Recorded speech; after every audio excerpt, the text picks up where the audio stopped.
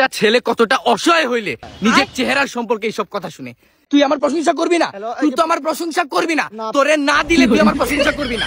তার সাথে বসে মদও খাইছে সে গুলশানে একটা বাসায়। ওই হারুন সাহেবের যে মেয়েকে প্রয়োজন পড়তো সেই মেয়ে, ওই মেয়ে ওরে ফোন দিয়ে নেওয়া, ওর বাসার মধ্যে বসে ওরা ড্রিঙ্কস করছে। তো ছিল তুমি অপরাধ স্বীকার করে নেবে, 2 নাম্বার তুমি সেই অপরাধ আমি ছাড়া অন্য কোনো মেয়ের সাথে করবে না। তাতে আমার কিছু যায় আসে না। চরিত্র সবারই ভালো, শুধু ধরা খাওয়ার আগ পর্যন্ত। আমার সাথে ছাড়াও মামুন এর আগে তার বাসায় 2 জন কন্টেন্ট ক্রিয়েটারের সাথে, মানে বাংলাদেশ এমন একটা দেশ, এই দেশে একটু শান্তিতে ঘুমান যায় না। কে জানে ঘুম থেকে উঠলে কোন বিনোদন মিস হয়ে যায়।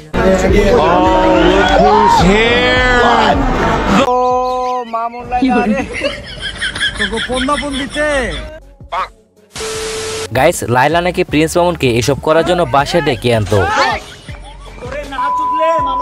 এবং তাকে সুগার মাম্মি হিসেবে পরিচয় দিত সবার কাছে। এই লাইলা সুগার মাম্মি হিসাবে নিজেকে ট্রিট করতে চায়। এমনকি লাইলা মামুনের ফোন নিয়ে মামুন ও অনামিকা ঐশী সহ যাদের সাথে মামুন পরকীয়া করেছেন তা সব ফাঁস করে দিয়েছেন। এই জন্য মামুন ক্ষিপ্ত লাইলার উপর। এবং ডিবি হারুনের সাথে নাকি লাইলার কুকর্ম ছিল এবং লাইলা নাকি এইসব করার জন্য অন্য মেয়ে নিয়ে এনে দিত ডিবি হারুনকে। তো এবার লাইভে এসে মামুন ও লাইলা সহ অনামিকা ঐশীও চাঞ্চল্যকর তথ্য ফাঁস করেছেন। এইসব নিয়ে কথা বলবো। ইভেন তাদের এইসব বিষয় নিয়ে ওমরন ফায়ার কি বলেছেন তাও জানবেন। এমনকি গাইস, তাদের এইসব নিয়ে বর্তমানে টিকটক সহ সোশ্যাল মিডিয়ায় বিভিন্ন জায়গায় কি চলছে তাও জানবেন। অন্যদিকে গাইস, প্রিন্স মামুন ও অনামিকা ঐশীর পর কট খেয়েছেন আবারও সেই ভাইরাল 1 মিনিট 53 সেকেন্ডের শশা আপা। তো চলুন গাইস, আর বেশি কথা না বাড়িয়ে মূল ঘটনায় যাওয়া যাক। গাইস, প্রিন্স মামুন প্রতিদিনের বাংলাদেশ গণমাধ্যমে এক সাক্ষাৎকারে জানান লায়লা তাকে সোকার মাম্মি হিসেবে ইউজ করত এবং তাকে এইসব করতে না চাইলে মানে প্রিন্স মামুনকে 5 ধরনের মামলা দিয়ে মামুনকে জিম্মি করে রাখতো এই লায়লা। এবং ডিবি হারুনকেও নিয়ে অনেক অজানা তথ্য দিয়েছেন এই মামুন। তার সাথে বসে মদও খাইছে সে গুলশানে একটা বাসায়। ওই হারুন সাহেবের যে মেয়েকে প্রয়োজন পড়তো সেই মেয়ের সাথে কথা বলতো মেয়ে, ওই মেয়ে ওরে ফোন দিয়ে নেওয়া, ওর বাসার মধ্যে বসে ওরা ড্রিঙ্কস করছে। এইগুলো সব ধরনের তথ্য আমার কাছে আছে। ডিবি হারুন সাহেব ওনারা বলতেছিল যে এখন কি ওরা উঠাই নিয়ে আসবো, বল ওরা চিলের মতো উঠাই নিয়ে আসবো এখনই। লায়লাকে বলছিল তোমার সাথে কথা আছে, তোমরা আমার ইসে আসো, অনেক দরকার আছে, ডিবি অফিসে আসো, এরকম ভাবে ডাকছিল। আচ্ছা, তো ডিবি হারুনের সাথে ছবি আমি দেখাই আপনাদেরকে। তার তো লবিং অনেক বড় হাত, তার আমার তত বড় হাত না ভাই। এই যে দেখেন, 1বার 2বার না, বহুতবার তার সাথে বসে মদও খাইছে সে গুলশানে একটা বাসায়। লায়লা তাহলে এগুলো করে যাচ্ছিল এই নিরীহ ছেলেটার উপর। মানে আমার মতে লায়লাকে উল্টো শিশু নির্যাতনের মামলা দেওয়া উচিত বলে মনে করি। গাইস, এর পরই লায়লা আবার আরেকটি প্রতিবেদনের জবাব দিয়েছেন প্রিন্স মামুনকে উদ্দেশ্য করে। চলুন সেটিও দেখে আসি। আমি আজকে কিছু পার্সোনাল কথা আমি শেয়ার করব। আমার সাথে ছাড়াও মামুন এর আগে তার বাসায় 2 জন কন্টেন্ট ক্রিয়েটারের সাথে লিভ টুগেদার করতো এবং এটা লাইকের সবাই জানে। আমি নাম বলবো না, কারণ এটাতে ওই মেয়েদের সম্মানহানি হবে, যেহেতু তারা এখন সবকিছু থেকে দূরে। এবং একজন তাকে লাইকিতে অনেক উঁচু পর্যায়ে নিয়ে গেছে। সে একটা টোকাই ছিল, একটা বস্তি ছিল, একটা যাই ছিল, সে লাইকি করতো, সেই লাইকির স্টেজ থেকে নিয়ে তাকে অনেক উঁচু পর্যায়ে নিয়ে গেছে। এবং লিভ টুগেদার কেন করতো, একসাথে কেন থাকতো? বিয়ে শাদী করার পারপাসেই তো। যখন বিয়ের কথাটা বলা হয় তখন ওই মেয়েকে বাসা থেকে বের করে রাস্তায় মারা হয়। তো গাইস, এই লায়লা মামুনের ফোন হাতে নিয়ে অনামিকা ঐশী সহ প্রিন্স মামুন যে মেয়েদের সাথে এসব কর্মকাণ্ডগুলো করেছিল তা ফাঁস করার পর অনামিকা ঐশী কিছু কথা বলেছেন। ঠিক অন্যদিকে এই সুযোগে পীর সেজেছেন ঐশীর এক্স হাজব্যান্ড আলভি নামক এই ছেলেটি। তো এই আলভিকে ডেডিকেট করে অনামিকা ঐশী লিখেছেন, 12 বেদের নিয়ে শুয়ে ভিডিও করলা, তোমার ভিডিও ভাইরাল হবে না, আমার সম্পর্কে কথা বলে ভিডিও ভাইরাল করতে হবে। এছাড়া আরো অনেক ক্যাপশনে অনেক কিছু লিখেছেন তিনি। তাতে আমার কিছু যায় আসে না, এখন আমায় ভালোবাসে না।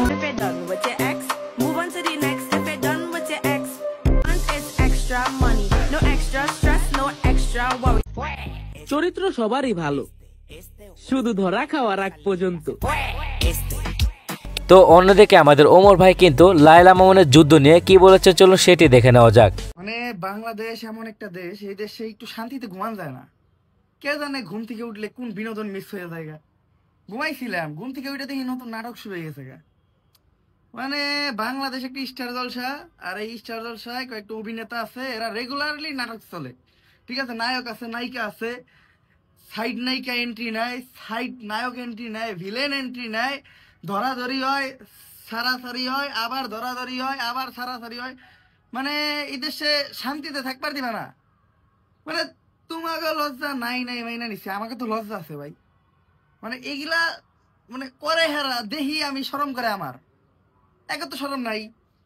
তার চেয়ে বড় কথা হলো ভাই, ঠিক মতো গাইলো দিয়ে আরি না ভাই, ফেসবুক ভিডিও ডিলিট করে দেয়, কমেন্টে গাইলাম আইডির সমস্যা হয়ে যায়।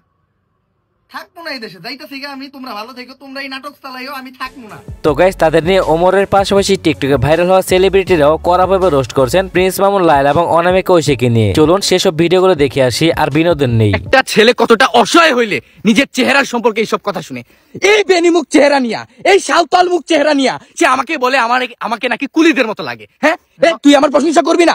তুই তো আমার প্রশংসা করবি না। তোরে না দিলে তুই আমার প্রশংসা করবি না। তোরে টাকা না দিলে তুই আমার প্রশংসা করবি না। প্রিন্স নয়ন আসছে। হ্যাঁ, আমি আসছি, তুই আমাকে নিয়ে আইসা আমার এখানে অপমান করতেছস, আমার চেহারা নিয়ে তুই কটূক্তি করতেছস। তুই কি বলবি? তোর মাই তো আমারে বলে আমারে নাকি মেথরের মতো লাগে। হ্যাঁ, তুমি আমার পার্সোনাল বাগানে কি করো? আমি তোর পার্সোনাল বাগানে আসছি না, তুই আমারে নিয়ে আসছস। তুই নিয়ে আইসা আমারে এইসব কথাবার্তা বলতেছস। আমি নিয়ে আসছি। হ্যাঁ, তুই নিয়ে আসছস। তুমি আমার পার্সোনাল বাগানে কেন আসবা? তুমি কেন? তোর পার্সোনাল বাগান মানে এই বাগানে তুই ব্যবসা করস? হ্যাঁ, 14 নম্বর বাগানে আসো। হ্যাঁ, প্রিন্স নয়ন আসছে। এই ভিডিওটার দিকে একটু লক্ষ্য করুন, এইবার একটু লক্ষ্য করুন, কি সুন্দর না? এটা এডিটিং। মায়ের সাথে ছেলের ঝগড়া সব ফ্যামিলিতেই হয়, তবে তাই বলে মাকে তুই তুকারি করে ঝগড়া করব এমন পারিবারিক শিক্ষা আমার ফ্যামিলি দেয় নাই। ধন্যবাদ। জীবনে অনেক নাটকই দেখলাম, কিন্তু কালকে মামুন আর লায়লা যে নাটকটা দেখাইলো, এইটা আমার জীবনের দেখা সবচাইতে শ্রেষ্ঠ নাটক ছিল।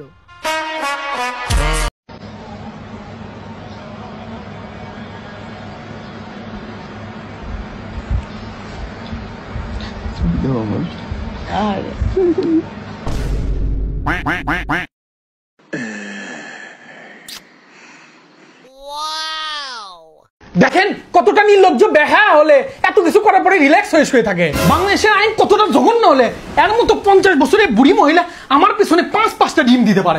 আমার মতো একটা নির্লজ্জ লুচ্চা অসহায় গরিব ছেলেকে 5-5টা ডিম দিয়ে নাকি দড়ি দিয়ে ঘুরাচ্ছে। তুমি ঘোরো কি জন্য? তুমি যাও। এই 100 বছরের মহিলা, এই আমি কি তোর কাছে আইছি নাকি তুই আমার জোর করে আনছস? কত তুই আমার জোর করে আনছ না? হ্যাঁ, আবার ফাইজাম করস কি শান্তি মতো বয়ে রয়েছে। আমি যে চলে যেতেছি, একটা মানুষ আমার তার বেডরুমে আনছে, আইনা অনসে পল্লিটা নিছে, আমি নাকি ইচ্ছা কিনা জোর করে আইছি নাকি? একটা মানুষ জোর করে আসতে পারে? আল্লাহর কসম, ও বলছে যে আমি একটা প্রেমও করি নাই। আমার বাপ মা এত স্ট্রিক, আমি আর্মি ফ্যামিলির, আমি আর্মি ব্যাকগ্রাউন্ডের, আমাকে একটা মুভমেন্ট করতে দেয় না, একটা জায়গায় যাইতে দেয় না, এটা বলছে এই মহিলা। কিন্তু দিন শেষে জানা গেল কি 2টা বিয়ে করছে। নারী মানুষ ভালো না রে। অলরাইট গাইস, এবার চলুন দেখে আসি এই রিধি, যিনি কিনা সবার প্রিয় সবজি শসার উপর অত্যাচার করেছেন, সেই রিধি এখন আবার কট খেয়ে গেল। Clutch, what are you doing? Here, the mother of dragons!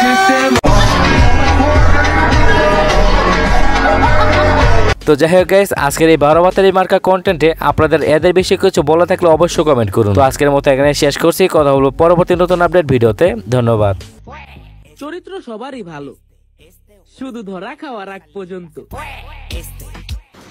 ওই আপা একদম মনের কথা কইছেন আমার, বুঝছেন? একদম মনের কথা কইছেন। বাট ফেসবুকে বা নিউজে ঢুকলে এ কি দেখতে আসি, মামুনের লগে কি রাত কাটানোর পর এই ভিডিও আপলোড করছেন? হইতে পারে। ধরা তো খায়া গেছেন আপা, ধরা তো খায়া গেছেন।